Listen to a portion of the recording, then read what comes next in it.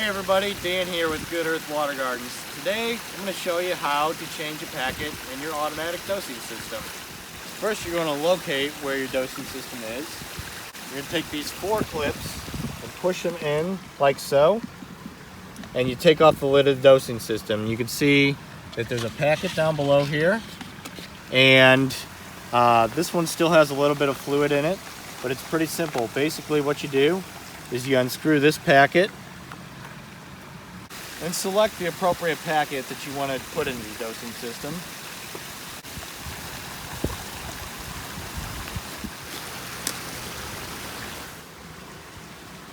Take the old tube out of the old packet, unscrew the new packet,